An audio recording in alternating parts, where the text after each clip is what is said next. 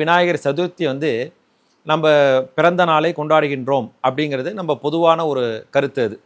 ஆனால் அதை உள்ளே போய் நம்ம பார்த்தோம் அப்படின்னாக்க, இந்த விநாயகர் சதுர்த்தியில் நம்ம எப்படி கொண்டாடுறோம்? எல்லோரும் களிமண்ணில் பிள்ளையாரை வாங்கி வச்சு வீட்டில் கொண்டாடுறோம்.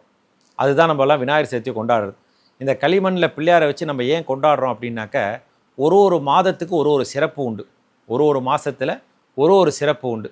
ஆடி மாதம் எடுத்தோம் அப்படின்னாக்கா, ஆடி மாதம் ஃபுல்லாக அம்பாளுக்கு திருவிழா, கூழ் ஊட்டுறது. அது போன்று நம்ம பார்த்தோம் அப்படின்னாக்கா, ஆடி வெள்ளி, ஆடி ஞாயிறு, ஆடி செவ்வாய், ஆடி பெருக்கு, இது போன்று ஆடி பூரம், இது எல்லாமே அம்பாளுக்கு உகந்த மாதமாகவே ஆடி மாதத்தில் இருக்குது. அதுக்கு அடுத்தது நம்ம பார்த்தோம் அப்படின்னாக்க, ஆவணி மாதத்தில் விநாயகர் சதுர்த்தி. இந்த ஆவணி மாதத்தில் விநாயகர் சதுர்த்தியில் பார்த்தோம் அப்படின்னா, நம்ம எல்லாம் உயிர் வாழணும் அப்படின்னா பஞ்சபூதங்கள் வேணும். இந்த உலகத்தை இயக்கக்கூடியது என்னென்னா அந்த பஞ்சபூதங்கள் தான். நம்ம உயிரை இயக்கக்கூடியது என்னென்னா இந்த பஞ்சபூதங்கள் தான். இந்த பஞ்சபூதத்தையும் ஒன்று சேர்க்கக்கூடிய மாதம்தான் இந்த ஆவணி மாதம் என்று சொல்லக்கூடியது. எப்படி நம்ம இந்த பஞ்சபூதத்தையும் ஒன்று சேர்க்குறோம் இந்த ஆவணி மாதத்தில் அப்படின்னாக்க, முதல்ல விநாயகரை நம்ம எப்படி வாங்குகிறோம்? களிமண்ணில் வாங்குகிறோம். இந்த மண் தான் ஃபஸ்ட்டு. பஞ்சபூதத்தில் மண் தான் ஃபஸ்ட்டு. அந்த மண்ணில் பிள்ளையாரை வாங்கிடுறோம். அதுக்கு அடுத்தது நம்ம என்ன பண்ணுறோம் அப்படின்னா, அந்த பிள்ளையாரை வாங்கி கொண்டு நம்ம வீட்டில் வச்சு அந்த பிள்ளையாருக்கு பூஜையெல்லாம் பண்ணுறோம்.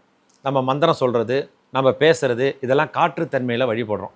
அதுக்கப்புறம் அந்த பிள்ளையாருக்கு என்ன பண்ணுறோம் அப்படின்னாக்கா, ஊதுபத்தி காமிக்கிறோம், சாம்பிராணி காமிக்கிறோம். இந்த சாம்பிராணி போடுறதுங்கிறது ஆகாயத்தன்மையில் இறைவனை வழிபடுறோம். அதுக்கு அடுத்தது என்ன பண்ணுறோம் அப்படின்னாக்கா, கற்பூரம் காமிக்கிறோம். இந்த கற்பூரம் காமிக்கிறது அப்படிங்கிறது நெருப்புத்தன்மையிலையும் இறைவனை வழிபடுறோம். அதுக்கப்புறம் கடைசியாக என்ன பண்ணுறோம், 3 நாள் கழித்து அந்த விநாயகரை கடலில் கொண்டு போய் போடக்கூடாது. அதை எதில் போடணும்னு சொல்லியிருக்காங்கன்னா, வாய்க்காலில் போகணுன்னு சொல்லியிருக்காங்க. கிராமப்புறங்கள்லாம் பார்த்தீங்கன்னாக்க பெரிய வயல் இருக்கும். அந்த வயலை ஒட்டி தண்ணி போயிட்டே இருக்கும். அதுதான் வாய்க்கால்னு பேர். வாய்க்காலில் கொண்டு போய் போடணுன்னு சொல்லியிருக்காங்க. இல்லைன்னா நம்ம ஊர் குளத்தில் போடணுன்னு சொல்லியிருக்காங்க. இல்லைன்னா நம்ம வீட்டு கிணத்துல போடணுன்னு சொல்லியிருக்காங்க. இந்த இடத்துல தான் அந்த பிள்ளையாரை கலக்கணும்னு சொல்லியிருக்காங்க. தண்ணியில் கொண்டு போய் கலந்துடுறோம். அதாவது மண்ணில் பிள்ளையார் வாங்குகிறோம்.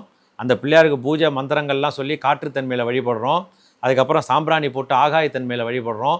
அதுக்கு கற்பூரம் காமிச்சு நெருப்புத்தன்மையில் வழிபடுறோம். அதுக்கப்புறம் கடைசியாக கொண்டு போய் அதை ஜலத்தில் கொண்டு போய் கரைச்சிடுறோம். இதுதான் பஞ்சபூதத்தையும் ஒன்று சேர்க்கக்கூடிய மாதம் ஆவணி மாதத்தில் வழிபடக்கூடிய விநாயகர் சதுர்த்தி விழா அப்படின்னு சொல்லி நம்ம முன்னோர்கள் வச்சுருக்காங்க.